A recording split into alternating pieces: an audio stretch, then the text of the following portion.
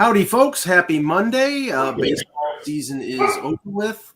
Football season, hockey season, basketball, all going on right now. So we have to discuss on the pre-show. Russ, go ahead.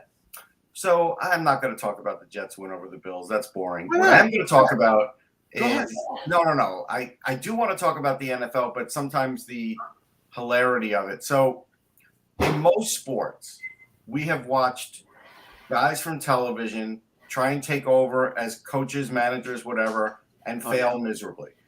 Larry Durker comes to mind for the Houston Astros, Mike Mayock as the GM for the Raiders, and now Jeff Saturday is now taking over for the Indianapolis Colts. Now, remember, Jeff Saturday coached a high school team, like an academy team. So, it's just funny what came out in the press release. I've watched Jeff Saturday. Certainly he knows the game. The fact that you have a team that's really in trouble and you got a quarterback like Matt Ryan, who is a seasoned veteran, and now you're going to bring in a coach who has never coached in the NFL on any level. He only is a consultant. To me, this is wild. Well, what it is, Kev, because first of all, I feel for Frank Reich. Frank Reich was, an excellent backup quarterback with the Bills, good guy. I believe he was the offensive coordinator in Philadelphia when Wentz was there, and Wentz got hurt, and then he gets his job in Indianapolis, and he has some early on success, but the injury to Andrew Luck absolutely killed that franchise. Somebody read off the list of quarterbacks since Andrew Luck retired, and it's a cavalcade of like has-beens and never was's. So I feel for Reich, but Kev, what I think this is, Jeff Saturday is the interim coach to tank because this is a big quarterback year going into next year's draft. They're not going to. I don't think they're going to make the playoffs, and he's a neophyte in terms of the coach. So I think this is a tank move more than anything. Yeah, because unlike in hockey where you really don't know, whether or not it's going to pay off, whether you'll get the top pick or not, because you only have a 1 in 4 chance of getting it. In the NFL, you do, and usually what's sitting at the top of the first round is that quarterback, and I almost feel like you're obligated to take that guy. Not always, but or at least bring in a trade to send someone to come take that spot. So, I think you might be right on this, that it is something of that nature. But it is interesting too. Speaking in that regard, I was walking out of the stadium yesterday. I went to the Lions-Packers game. And a couple of the Lion fans were giving the business to some Packers fans. And one Packers fan just shrugged and said, I don't know why you guys are all so happy you just screwed up your draft pick.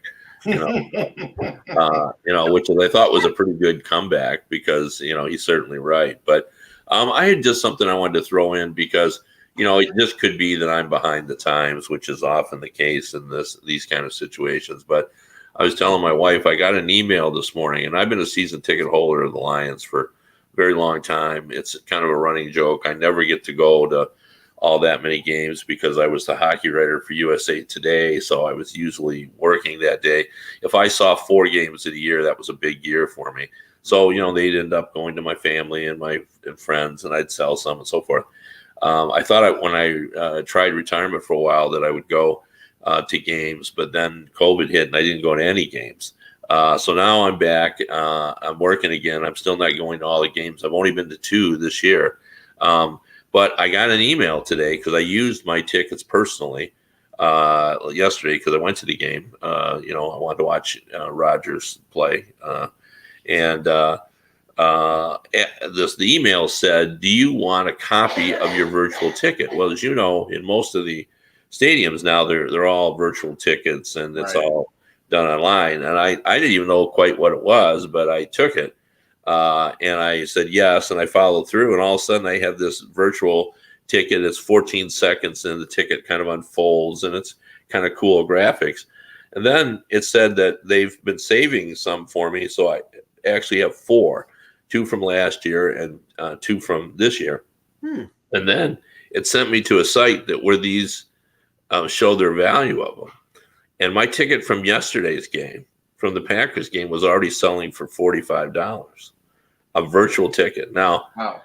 I just don't even, I can't even comprehend that sort of thing. That virtual ticket that only appears. It's not like they send you a copy of it. Right.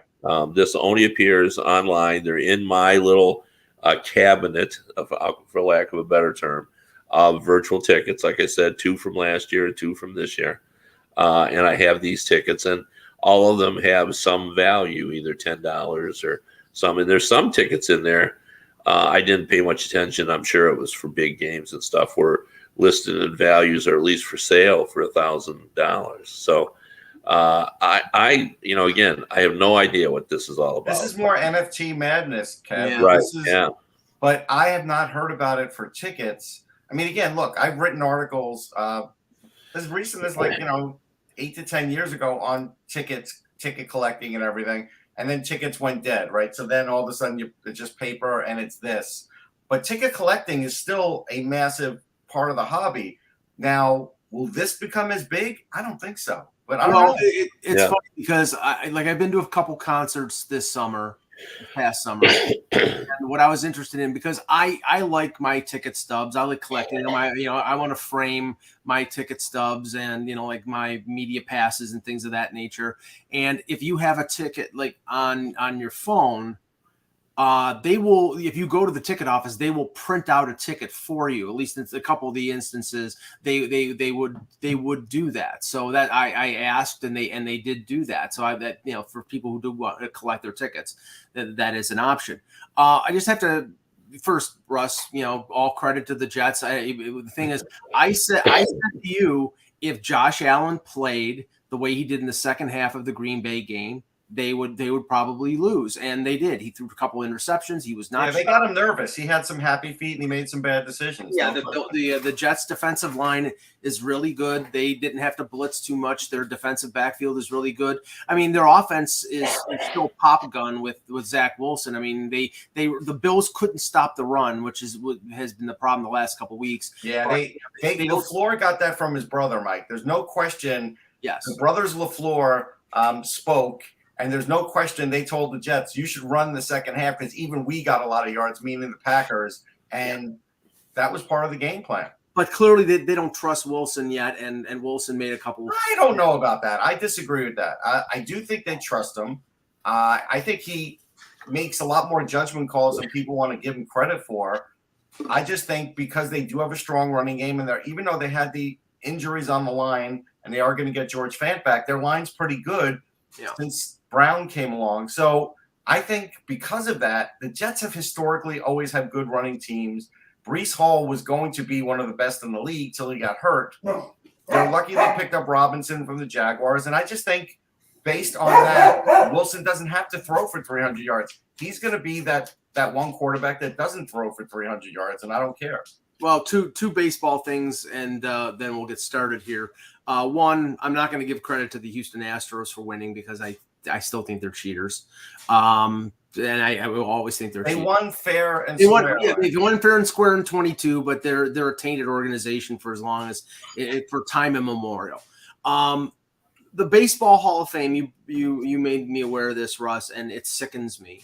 They have a ballot of 8 players, what they call the Contemporary Players Era ballot. I guess is this the replacement for the Veterans Committee? Yes. Okay. Here are the 8 names that were listed: Bonds, Clemens, Palmeiro, Schilling, Albert Bell, Fred McGriff, Dale Murphy, and Don Mattingly. I mean, I'm not going to make. Let's just say the infamy of this list. If I compared it to history, I'm not going to go there, but let's just say there was a trial in the mid 40s that we could, if you made a comparative to that this is pretty close. If the baseball, if they let any of the steroid cheats in, and I know Ortiz is in already, and there are some people who think Bagwell, some people who think Piazza were steroid guys. There was no proof of that. If they let any of these guys in, I'm done. The Hall is dead to me. And I'm sure what happens. I personally would put Fred McGriff in. Yes. He got close enough to 500 homers, was a great player. I have no problem with him getting in. I think Mattingly's a little short. Albert Bell's really close, though. Over time, he could get in. Albert Bell, Kev, I mean, he's sort of like the Jim Rice Award winner. The media hated him, but he might be Hall of Fame caliber. Yeah, and he was a dangerous player. Before I've talked about, how menacing Eddie Murray looked, Albert Bell was in that category of being a menacing looking hitter. And for that reason, he could be. But that is an interesting list, quite a confluence of guys who've been accused and then some legitimate people in there, which I'm sure will cause great consternation among the voters. And somebody railed against my saying the steroid cheats don't belong in. And I says, well, I mean, excuse me, the Halls, Pete Rose is never going to get in. Shoeless Joe, Eddie Seacott, and Buck Weaver are never going to get in. None of the steroid cheats should get in. So be consistent here. Anyway, welcome back, Ak. Hello. See, Mike's still mad. You left. Mike was mad. You came back. I know. It's a constant. It's just a different subject. New day. Like anything at all. Yeah, I was. I thought. I had these dreams that Mike became a nice guy.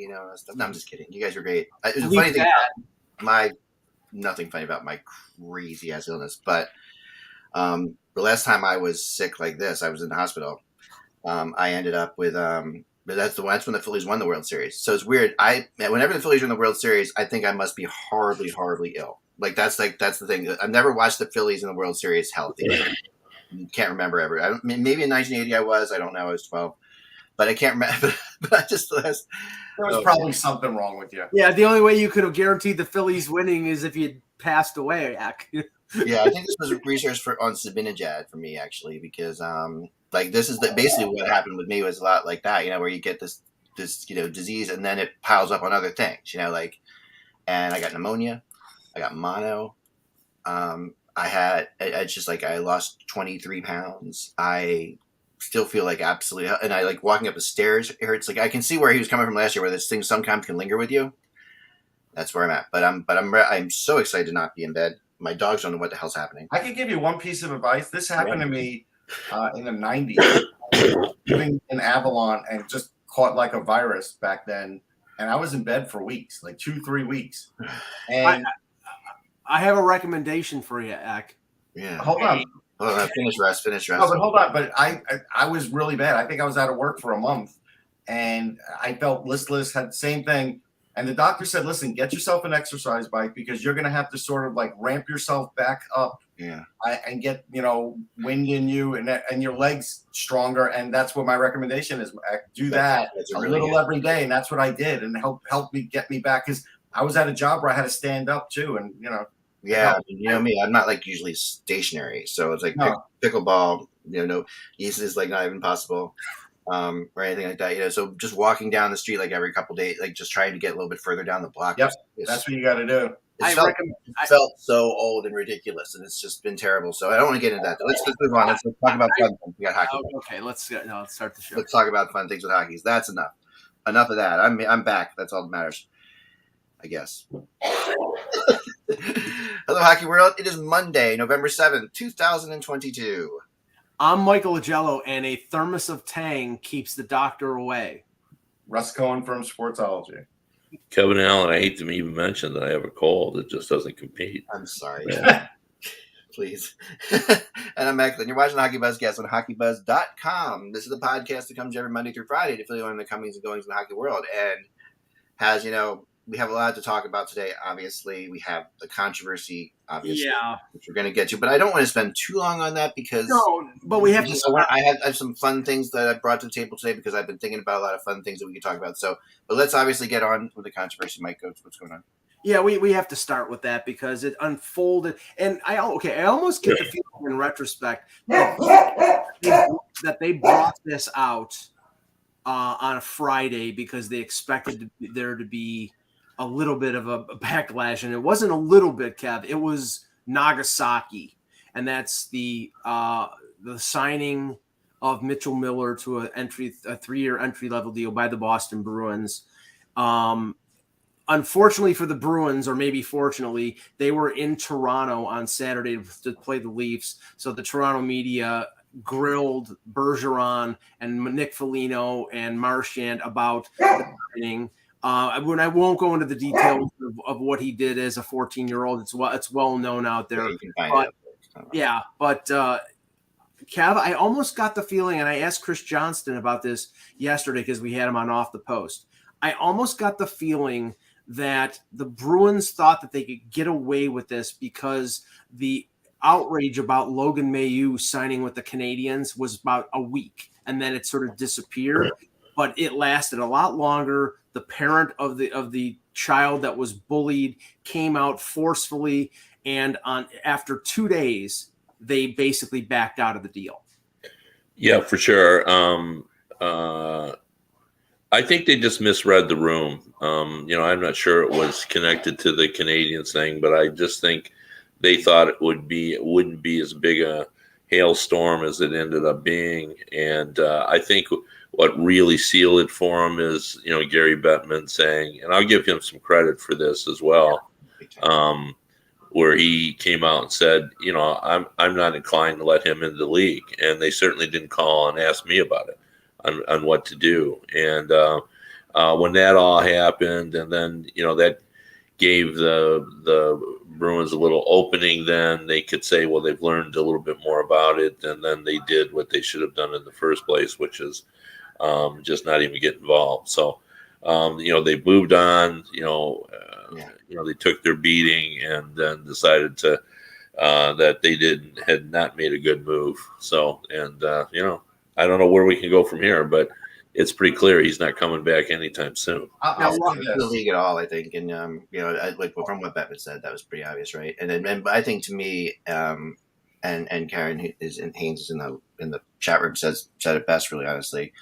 But Patrice Bergeron coming out and talking, that to me was Bettman's important, obviously, hugely important, but Bergeron saying that, it's done, it's over, it's completely over at that point.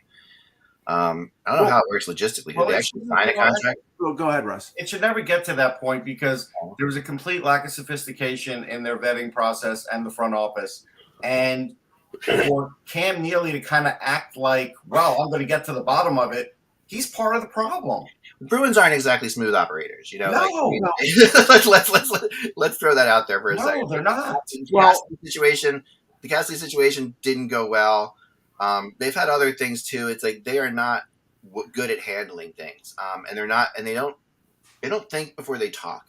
Quite often. Well, the funny thing is, and maybe that Cam Neely is guilty of this, but he met the media this morning, and the thing that sort of contradicted what Bettman said is that he said that Don Sweeney had been in contact with Bill Daly 2 days before they signed Miller. Not to say that they gave the thumbs up to it, but they, that Daly essentially said, well, he's going to have to meet Gary Bettman, but they didn't say you can't sign the guy. And the contract was registered by Central Registry on Saturday.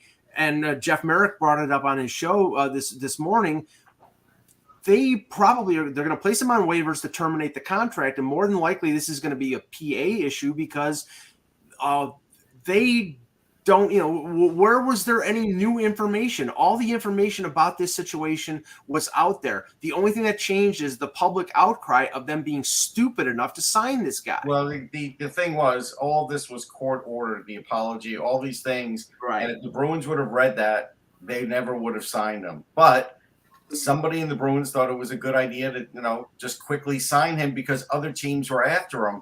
This became a bidding situation rather than you doing your due diligence and seeing what the person's even like and what the family thinks of it. Nobody spoke to the family. The family tweeted about it. Yeah. Do we know other teams are really after him now? I mean, that there was more than one team bidding on him. But where are we getting that from? Like, that's what I was wondering. Like, I heard that at the very beginning.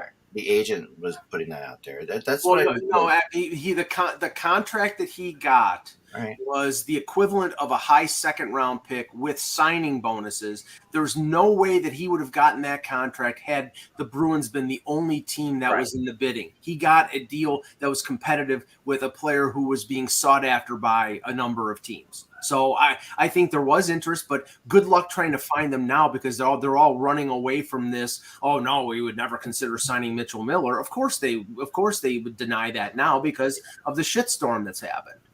Yeah, I mean, I don't know. It's definitely it definitely taints what's happening with the Bruins right now. I mean, the Bruins had an interesting start. And I think we should get to that because I think we should get to just what's going on around the league. Yeah.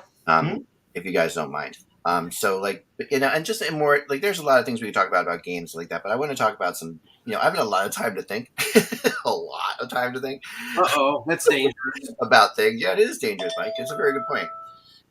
Somebody telling me I probably should say this. No, I've had a lot of time to think about this stuff, and and think about where I went wrong with my preseason predictions, like my preseason thoughts. What I was. I can think of one Edmonton Oiler goaltender that you got wrong. For now, yes, and we're not even 15 games in. Yeah, no, it's hard to say on that situation, but I think that I'm not going to say that the teams I said were going to be good that are not good, or the players that are going to be good not good. But to me, it's more interesting to talk about the teams that are better than I thought than I thought they would be. Like to me, who are the pleasant surprises? Let's talk about pleasant surprises. Right. Obviously, Kevin, you got one right there.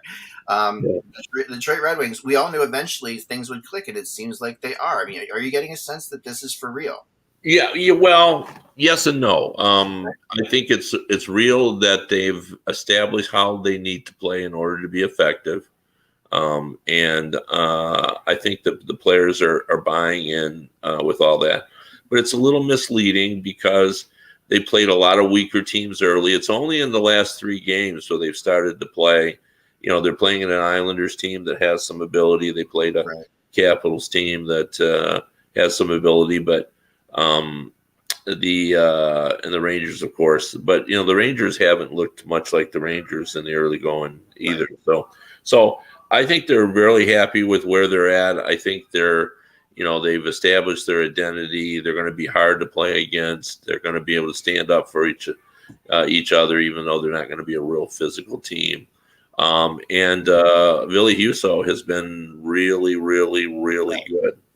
And a lot of folks are saying that the Blues picked the wrong goalie.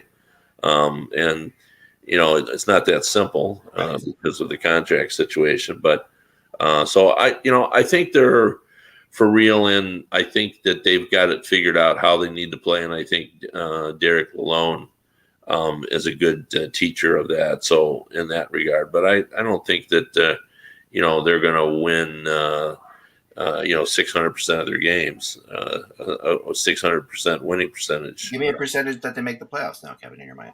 Well, I think they have a shot, but only because I think there's a little more parity in that division now. And so I think there's, I think it would have to all go their way.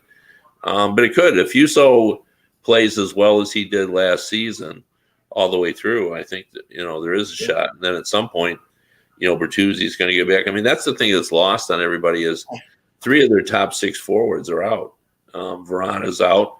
Excuse me. Bertuzzi is out. And then everyone forgets about Robbie Fabre, who was a real consistent, important contributor for the team last year, and he's out. They've lost a lot of guys, and but they've had some interesting things happen. Michael Rasmussen, who was a high draft pick, turns out he's not the player that Ken Holland, who drafted him, hoped he would be, which is an offensive force.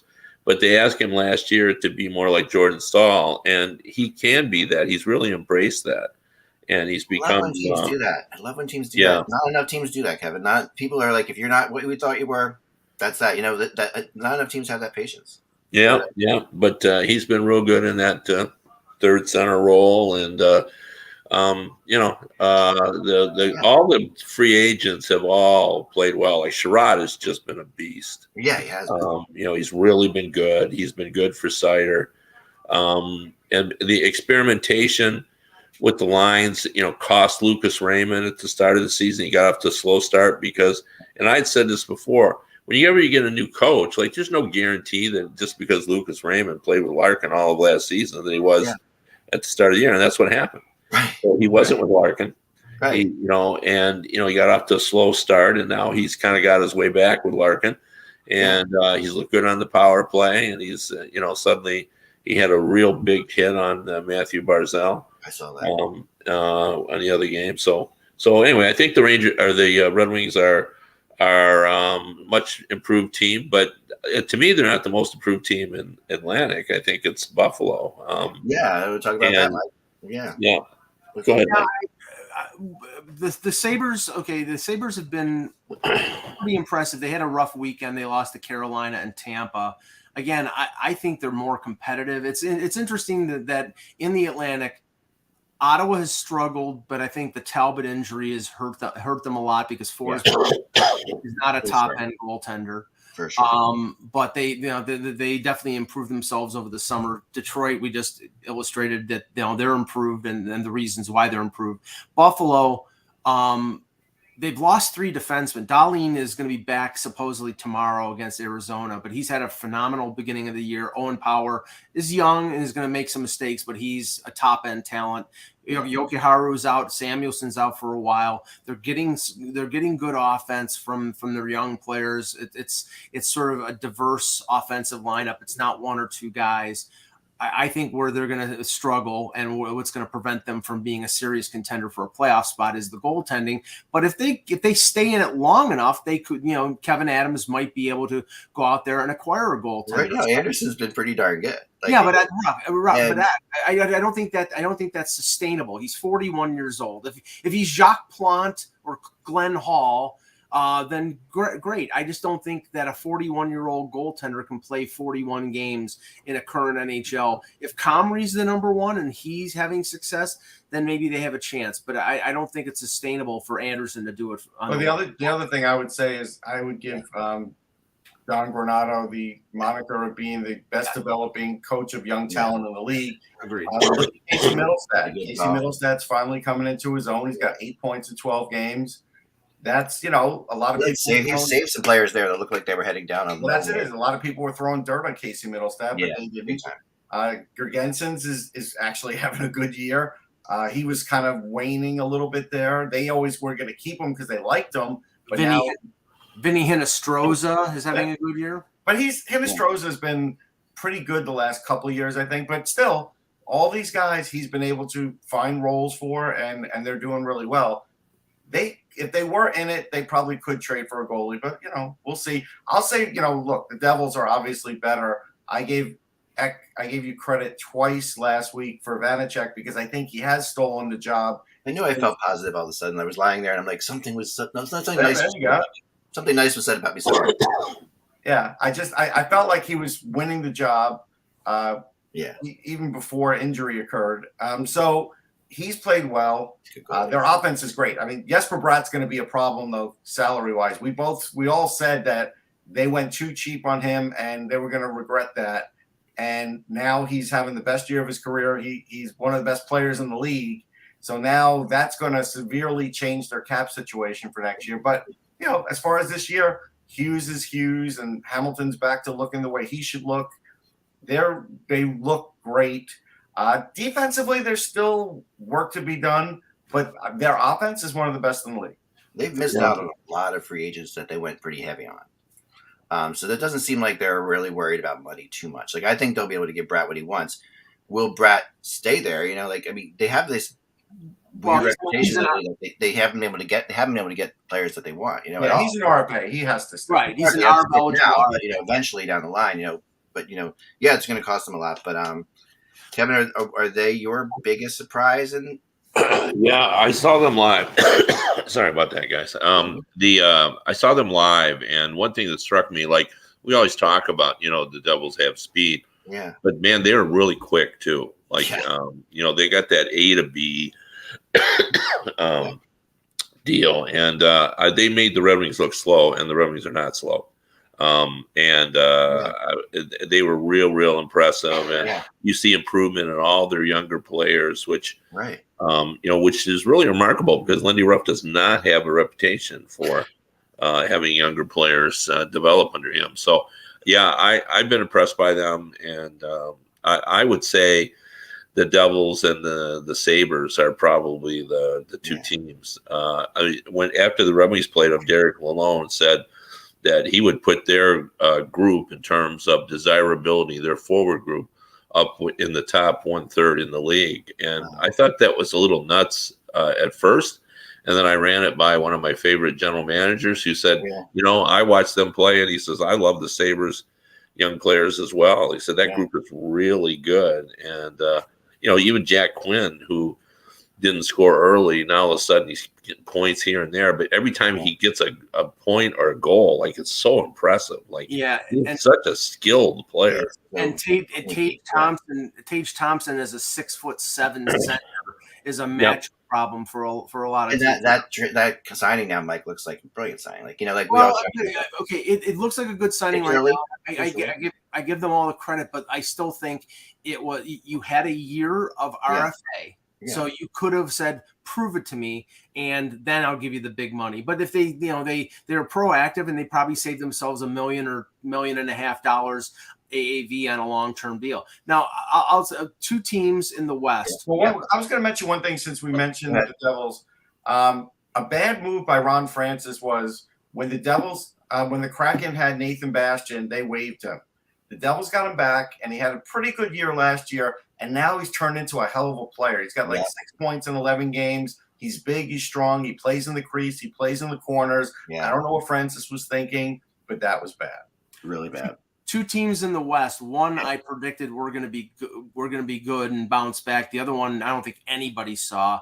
Winnipeg is 7-3-1 right now, and it looks like they've embraced the Rick Bowness defense first mantra, because if you look at Connor Hellebuck's numbers, .936 save percentage, now everybody is thinking what we've thought for the last few years. Connor Hellebuck is one of the best goaltenders in the league. It's just you can't leave him hanging out to dry like Winnipeg has done over the last couple of years.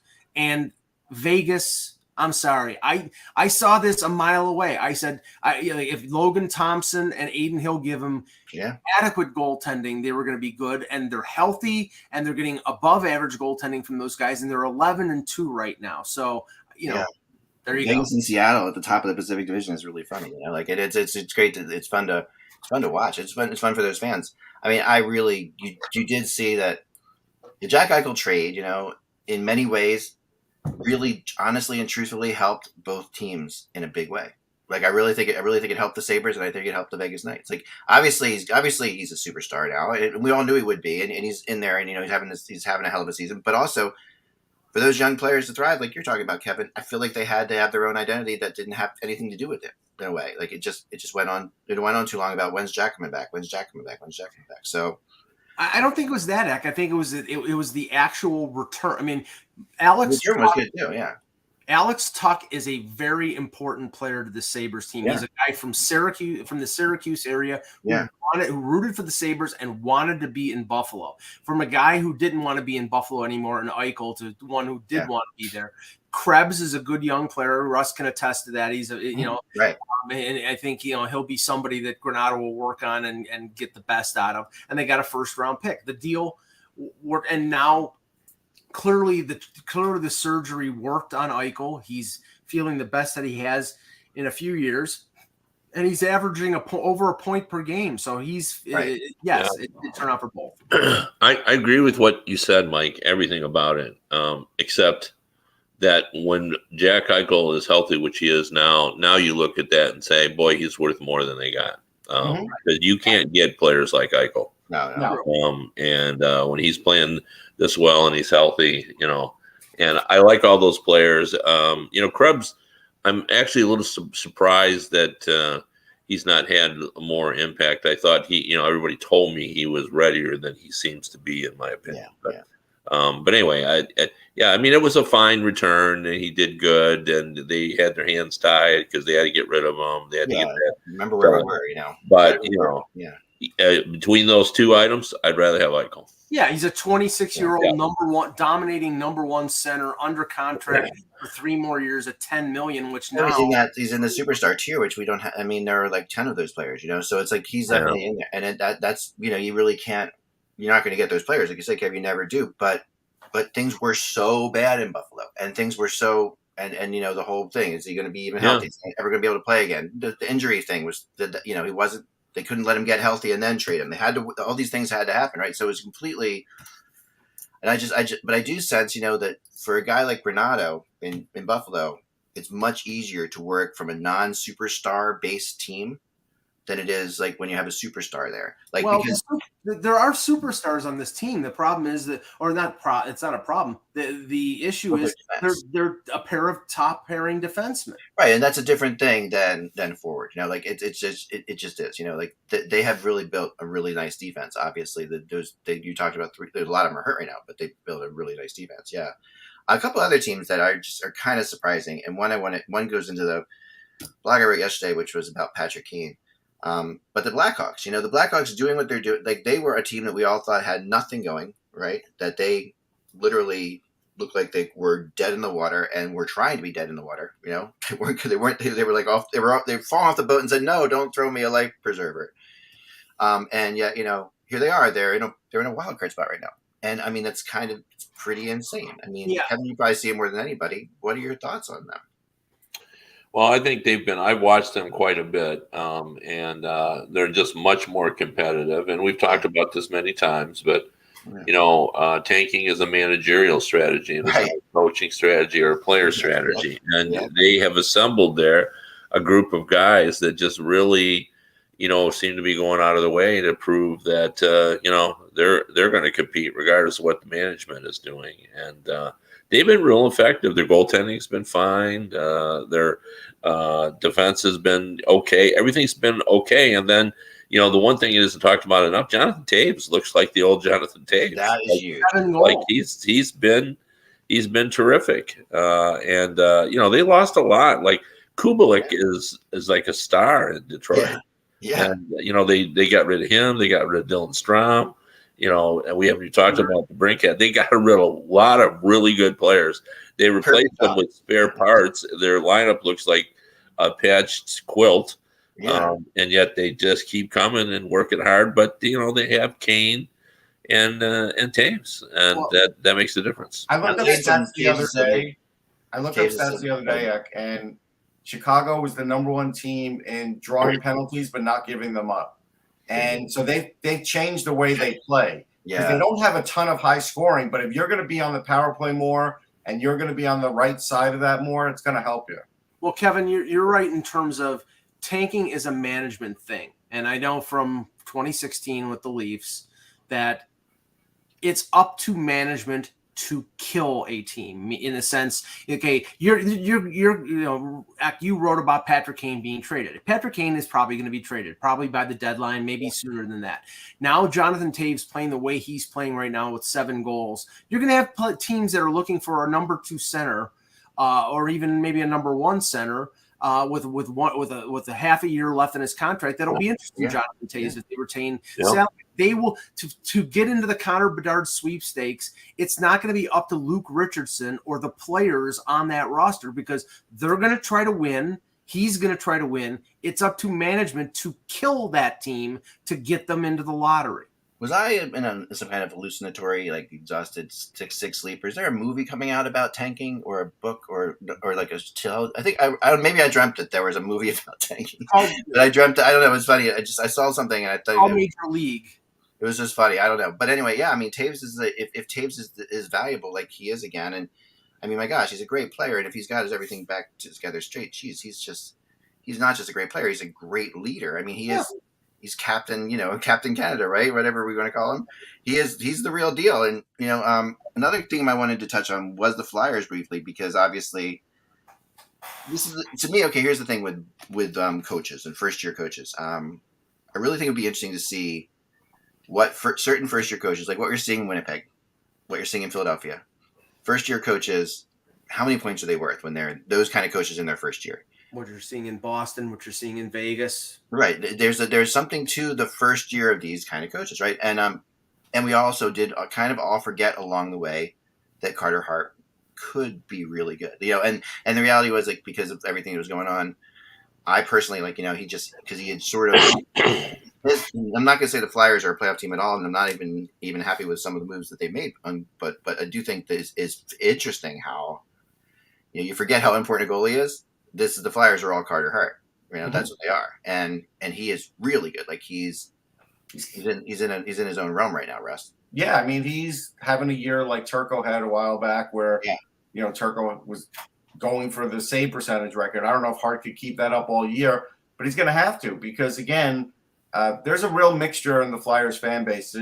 You're not allowed to talk negatively about them if they win games, but you can't point out the obvious, and that's they're collecting fourth line talent and winning games. And I don't know if that's going to work out all year long.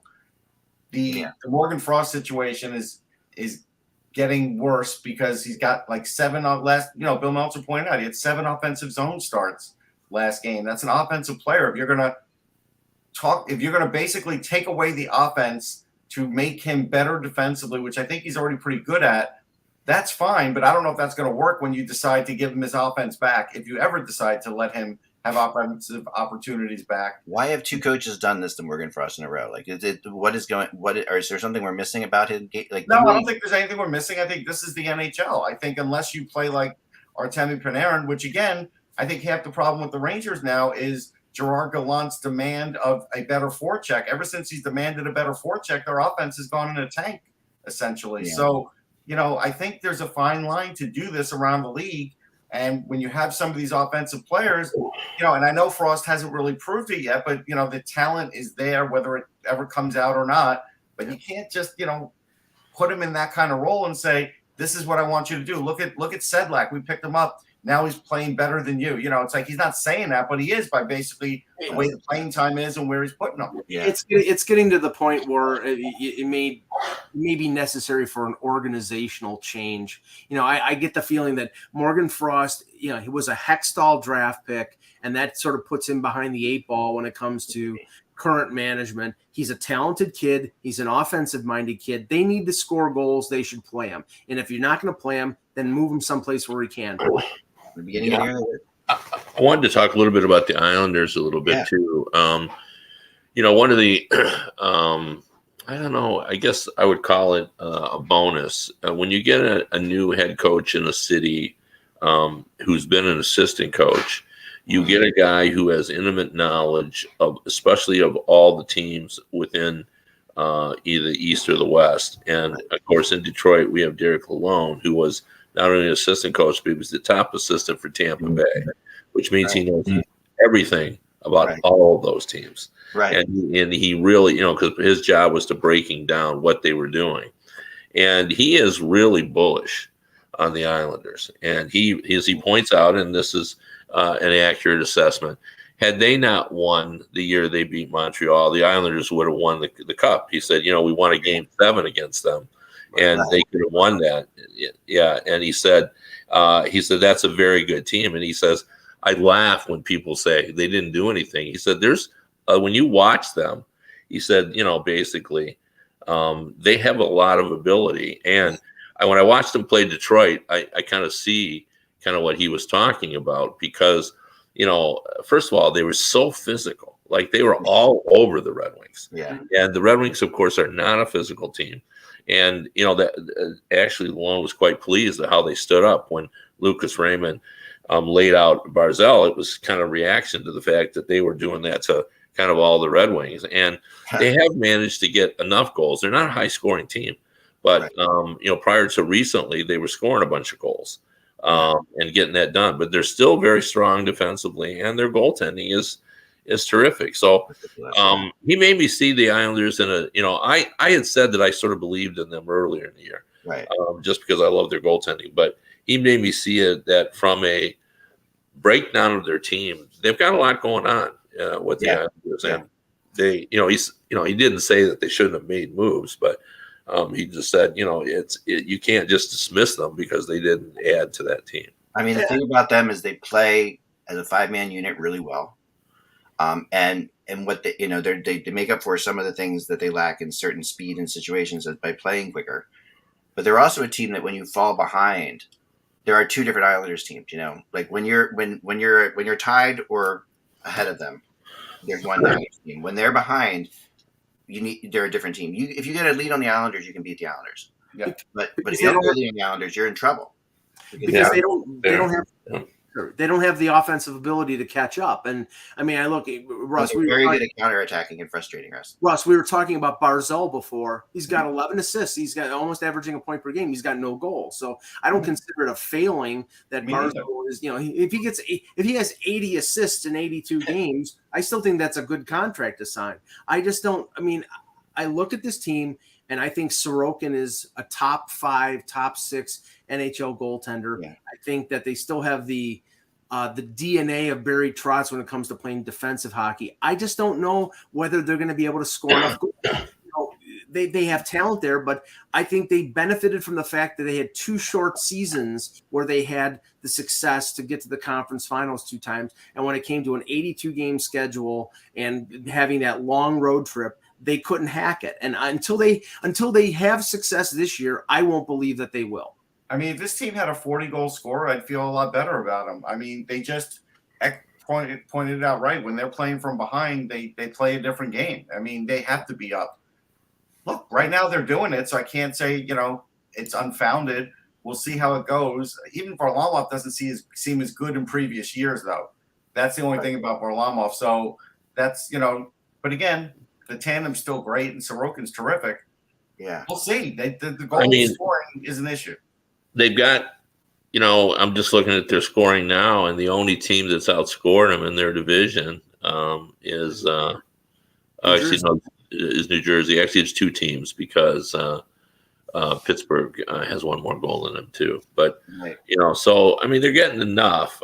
But I'm not disputing the characterization of them. They do have difficulty. They would have to work a lot harder to get goals than the Pittsburgh Penguins or the New Jersey Devils. But they're plus 11 and the Penguins are minus 2. I mean, in goal differential. So that's like the interesting thing. So, even though, I mean, their plus 11 is the second highest in that division. That's an enormous. And so that means that they're playing most of the time with leads. And that means that they're really hard to beat, because that means that they're a good starting team, which they are. They come out really hard and they come out fast. They're a lot like the old Devils were, like in a lot of ways. They really, Devils were the same thing, right? They really were. They came out and you just had to score first when you played them. It was so frustrating. This is a crazy division act. They're plus 11, but they're in 5th place. I know. 5 for 4. Can we just pause a moment and talk a little bit about Peter McNabb? We lost him yesterday. I just heard about it. His battle with cancer. I'm on the U.S. Hockey Hall of Fame selection committee, and we voted Peter into the U.S. Hockey Hall of Fame a couple of years ago, and he was unable to attend because he had just been diagnosed with cancer and was going through treatment. I really didn't know how serious his cancer diagnosis was. So I was really kind of surprised. The last I had heard, he had been in remission. And he was an unbelievably nice guy. And anybody who's older who knew his dad, Max McNabb, they're cut from the same cloth. Max McNabb was one of the friendliest people in the NHL when I first started covering the league. Max was one of my favorite people to talk to. He was cooperative, he was helpful, but more importantly, he was just friendly. Like even though I was in the media, he was always happy to chat with me. And Peter was exactly the same way. And David McNabb, who has now retired, who was the assistant general manager for the Anaheim Ducks, also same type of guy, very personable, gregarious people. But Peter was an exceptional hockey player. Played for the Buffalo Sabres and the Boston Bruins. He scored multiple 30-goal seasons. Was a highly skilled player. Not the toughest guy in the world. He was a big guy, and when you're bigger, they always expect you to be physical. But he was a highly skilled player, and really one of the top Americans in his era. Kev, I can tell you, being here in Buffalo, that the trade that was made in '76, I believe, with Peter McNabb going to the Bruins for Andre Savard was one of the more infamous deals that the Sabres ever made. When Punch Imlach was fired a couple years later, that trade was pointed at as one of his downfalls because, McNabb was a 30 to 40 goal scorer for most of his time in Boston, and he really never gave him much of an opportunity. He was on that 75 Sabres Cup final team. He was an excellent player, a center, and would have fit in nicely as a number 2 center behind or number 3 center behind Don Luce and Gilbert Perreault. But they traded him for Andre Savard, who never really did much in Buffalo, and it was a failing of Imlach. Yeah, I've got like a Topps card upstairs. that I really like, and it's got like league leaders, maybe goal scoring leaders from like 75, one of those years, and it's like Esposito, Mike Foligno, Peter McNabb. Yeah. Yeah, I mean, it's crazy that he spent like a lot of. I was reading a lot about him over the last couple of days, and just that he spent his formidable years in San Diego. Like that's what kind of player, like what kind of hockey player in that era came, was in your teenage years in San Diego. Like that's just. That's I amazing. mean, his dad was an executive for the San Diego Gulls, and Right. and yet I think he actually was born in Canada, if I'm not mistaken. Yeah, Vancouver. Yeah. So, Right. but anyway, but he was as American as they come. He came through the U.S. college system, and he was pretty proud of his American background and heritage, and we're going to miss him. He was He a was a good member. broadcaster too. You could tell when he was doing a game. Yeah. University of Denver he went to, and but at a time, before University of Denver was really even a power, obviously not a super hockey powerhouse at that point, Yeah. I mean, for sure. So it's really, that was another thing. And then, of course, he was an analyst for the Avalanche for a while there towards the end. But he's just, I remember him, of course, from the Broad Street Bullies Bruins battles, That's how I remember him the most. And how he and Bobby Clark had some battles. He was only 70 years old. And, back when we were kids, 70 seemed pretty old. But where I sit now, it doesn't seem very old. So. Yeah. Last week, 55 feels old. But I mean, we have to mention this because the way it's unfolding right now in Toronto, it's always interesting, and it gets interestinger and interestinger. No one saw this coming, Mike. Well, okay. Russ, when Russ watched the Flyers and Leafs play on Wednesday, he commented on how well Samsonov was playing.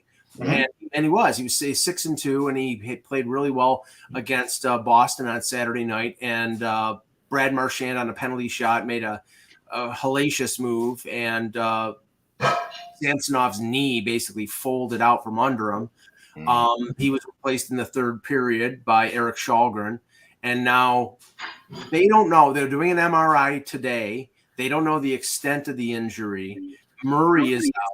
They had to sign Keith Petruzzelli, former Detroit Red Wing draft pick, and they're Quinnipiac goalie. Yeah. They're lucky that they were able to, Kev, because they were at 50 contracts for all year. Nicholas Aube-Kubel gets claimed off of waivers on Friday, and just by happenstance, now if they hadn't have had Aube-Kubel claimed, they would have had to have a University of Toronto backup goal as their backup goaltender on an amateur tryout, because that was what was supposedly going to happen when Matt Murray got hurt a couple weeks ago. So, but right now the goaltending is Eric Shalgren and Keith Petruzzelli, and Murray supposedly will come back and practice tomorrow, which I think is a little bit of a mistake unless they're. Let me ask you a question about that, Mike. There was a quote from Sheldon Keefe that basically said his interest peaked in Murray when Samsonov got hurt. That worried me that he said that. Right. That's what I'm worried about in terms of right.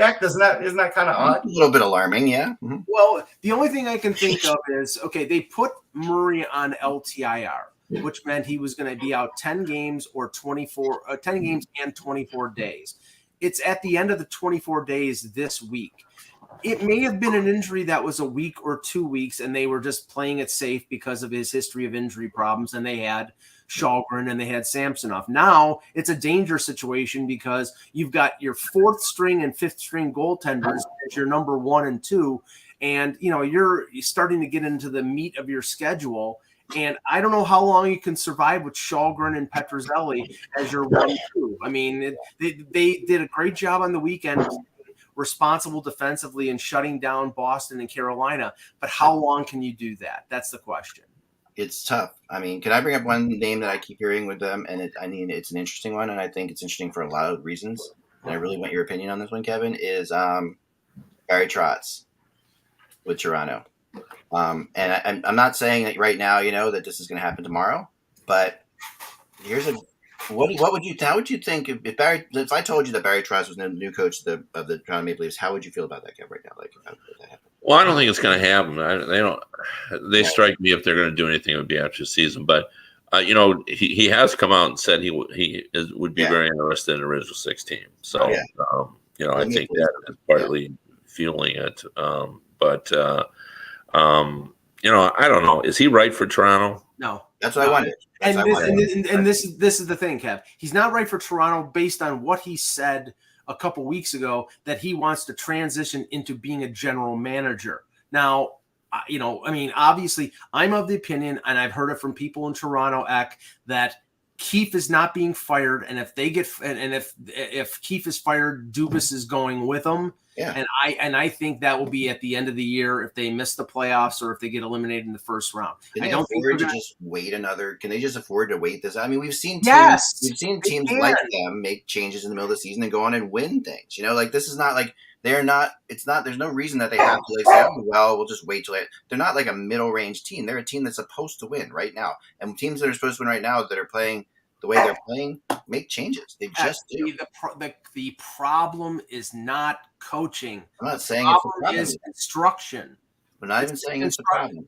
It's been construction for a couple years. It's been you don't have a good enough goaltender. You don't have a defense. You have a core group that has never won anything. But this is why I bring up Trotz, because I actually think Trotz, no, personality-wise, Kevin, I'm with you. Like, whether or not his personality is in Toronto or not, that would be interesting to see, because he's been in markets that have not been like that at all, right? But as far as just doing what he does with what he has, he's really good. Like, and so if you're talking about construction, if you think this team isn't constructed properly, Trotz comes in and he does what he does, and I think gives the Leafs the boost that they might need. This might be at the point where that has to be looked at. Like, I just don't think that this can continue another year like this. But it's not the kind of construction that's the type of team that Trotz likes to work with. So he would really have to make an adjustment, because the defense isn't good enough for a Trotz team. So. No, true. But he and he wasn't like what we saw what he did with Ovechkin and what he did with people like that when he had to. Right? He definitely. Yeah. The Capitals weren't the kind of team when he went there either. No, but they were closer to they had that kind of team than the Toronto Maple Leafs are. Yeah, I mean, you remember, they had their John Carlsons, but they also had guys like Niskanen, and I remember if Niskanen when they won. They had guys who are two-way players. Yeah. The Leafs right now have more of a defense that is engaging offensively. And I mean, I think the thing that we're going to have to look at is for Hockey Buzz going forward towards the deadline, it's starting to, and I'm not, it's out there. We don't know whether it's going to be for sure or not, but Jake Muzzin has not played a game since October the 17th. He's gone to see a specialist in California. He's had neck problems. He's had 2 concussions last year. He had shoulder issues. There's a lot of speculation going around that he may be done for his career. And if he is, then he goes on long-term injury for the rest of the season and next year. And the $5.6 million salary of his that opens up a potential of the Leafs going out and getting a defenseman. Now, good luck trying to find a replacement. And because, Kev, the defenseman that the Leafs need is Jake Muzzin. And good luck trying to Jake Muzzin out there. It's just not out there. No, that's right. And all the teams who have those are in contention. So right. You're not going to replace him. But there is. Go ahead, Kev. Well, I was just going to throw another name out to for your trade talk. Yeah. There's been recent discussion about Dylan Larkin. Dylan Larkin, everybody thought would be signed by now. He's a hometown guy. Yeah. But there seems to be a suggestion. Nothing is leaking out from the Red Wings. I've talked about why that doesn't happen. Yeah.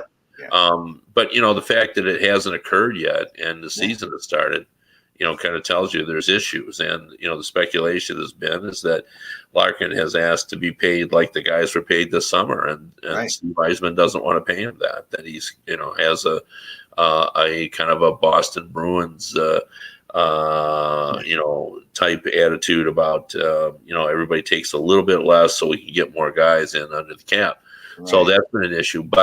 And it's been suggested that maybe Bo Horvat would be a better fit for the Red Wings, but salary-wise and the way he plays. Now, I'm not sure I buy that, but that's what's been suggested. And it's not illogical. If they lost Larkin, they'd have to have another center. Right. I mean, that's certainly true.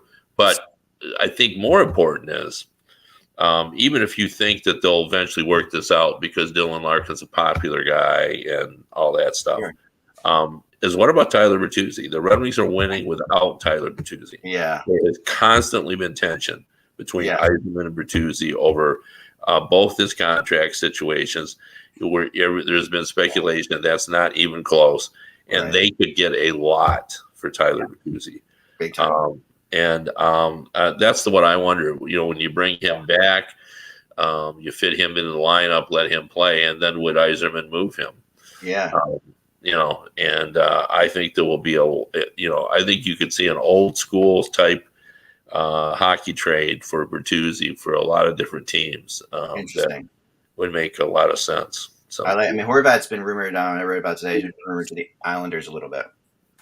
And to me, that's like something that I've had to, and the Islanders have been, I think it was Freeman came out and actually wrote about something about the Islanders have been scouting the Canucks for a while. The Islanders are always fascinating. They don't have a lot of money. They don't have a lot of situations, but but Horvat's definitely a Lamoriello type guy too, as he is an Islander. Well, maybe he is, but he did trade the draft pick for Corey Schneider that Horvat was selected. For sure. But I would say this about Larkin, since I had to mute myself with the workers here. To me, he's a foundational piece. Like I pay the guy. There's very few guys like Dylan Larkin out there. He's got 6 more points than Trocheck, who's making more money than him right now. I think, I don't think they can afford to do that. To me, it seems like Bertuzzi could be that guy that they end up trading. Now, the Horvat thing is an interesting one because, are the Islanders going to trade Wahlstrom for him? That's where they're going to go? Is that where they're going to go with that? It's Vancouver wants defense, right? Vancouver's looking for defense, so that's. Well, I mean, they could get Robin Salo, but that's not enough for Bo Horvat. No, it's not. But I mean, they want defense, so whether or not Dobson, there you go. Yeah, that has to be a part of it. That kind of that. They could get Mayfield, and then they'll have to pay him. That's the problem with the Canucks is.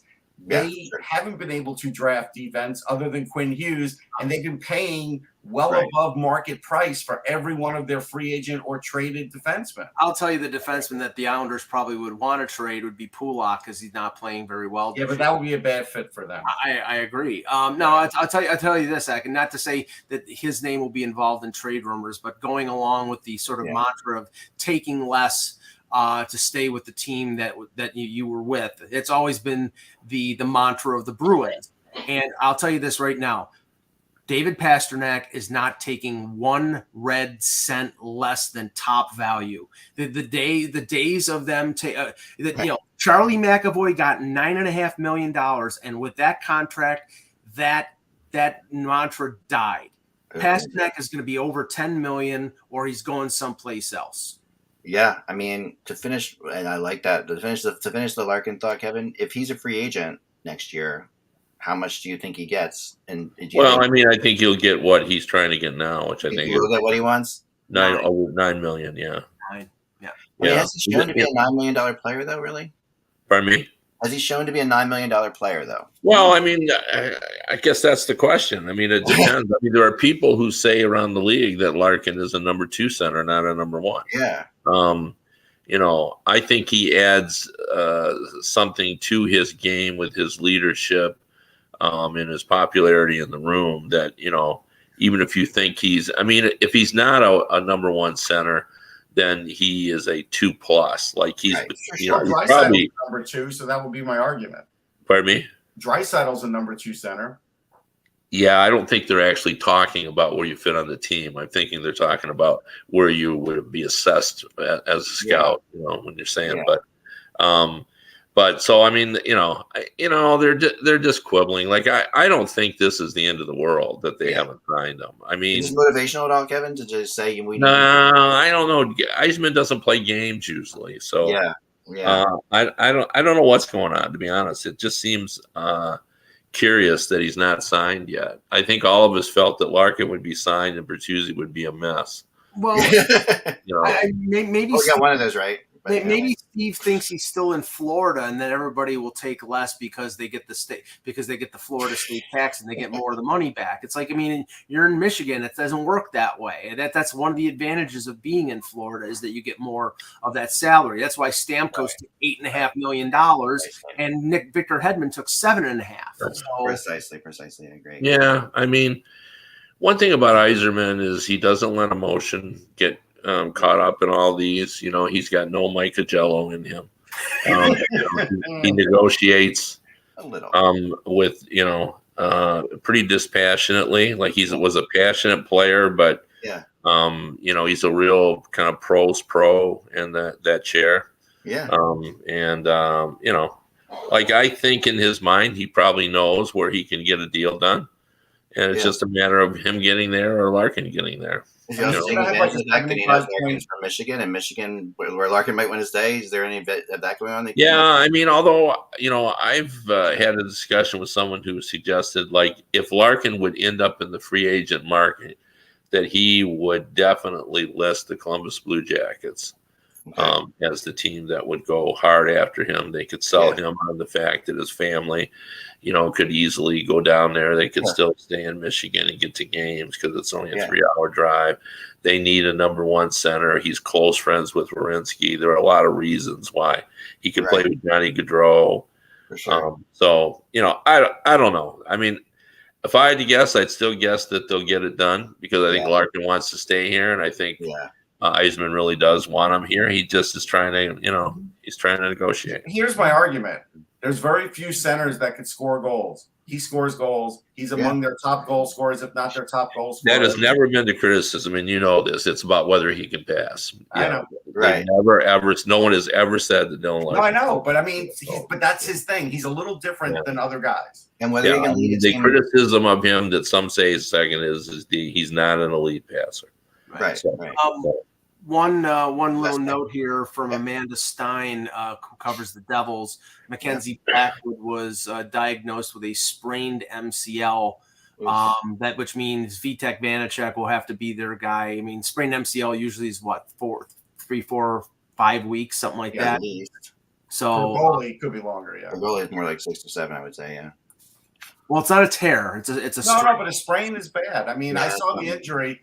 It was bad. And now, this is it. I mean, Ecker's going to get tested here because Vanacek is going to be their number one. Yeah. He's going to get like 65% of the starts. And if he keeps this up, like they won't need Blackwood anymore. That's the reality. Yeah. I mean, if he proves he can be an Iron Man, like Vanacek proves he can be an Iron Man, he's deadly. He's dangerous. One last thing, because the chat room's saying it. Yeah. The other day, Gerard Gallant put Chris Kreider on the fourth line. Yeah. Whatever. Like I said, the biggest problem with the Rangers is Gallant's assertion that they're not good enough forecheckers. This is the regular season, Gerard. You've got to get to the playoffs before you worried about that unbelievable forecheck that you're trying to get out of everybody. And if Kreider didn't give it to you a couple of games, fine, put him on the fourth line, but you're just cutting off your nose to spite your face. I just don't get it. It doesn't make sense to me. It's old school coaching, and a lot of old school coaching doesn't work with new school players. True. It's so funny about Gallant, though. Yeah. Last year, he was the combination of Toe Blake and Scotty Bowman. And now I go on Twitter, and people are second guessing everything he does this year. It doesn't take long. I mean, what I think of, there's a couple teams that are in this spot that he's in, and I think these are teams that think they're definitely playoff teams and can get in the playoffs, right? But they're also teams that realize what they need to win in the playoffs, and so you're seeing that work out right now a lot. That's what's happening in Florida. Florida took a step back. They're not as good a regular season team, but they're gearing towards being a better playoff team. Right, but we saw last year with other teams. Yeah, you could kill your regular season by becoming the ultimate playoff team in a regular season. Let me just, before we go, just tell you a fun story. Yeah, please. Scotty Bowman was in Detroit because they were celebrating the 25th anniversary of the 1997 Red Wing team that won the first of the back-to-back titles. I remember well. And Scotty Bowman was there, and of course, when they introduced it, he was the person that was chosen to give the speech. And here he is, 88 years old, and he's in the press conference. They brought out him and Igor Larionov. And Larionov, people were asking him how it was going in the KHL. And he's just going over. He said, it's going okay. I'm in the middle of the pack. And Scotty corrects him. He goes, I looked in the standings. He's in second place. Okay. So he's 88 years old. He knows what the KHL standings are. Sharp as a tack. And then He's so sharp, man. 120 seconds later, he's talking about the 1994. I don't know how we got there. San Jose Sharks, and he lists off the defensemen. Well, yeah, because he lost to them in 7 games. Yeah.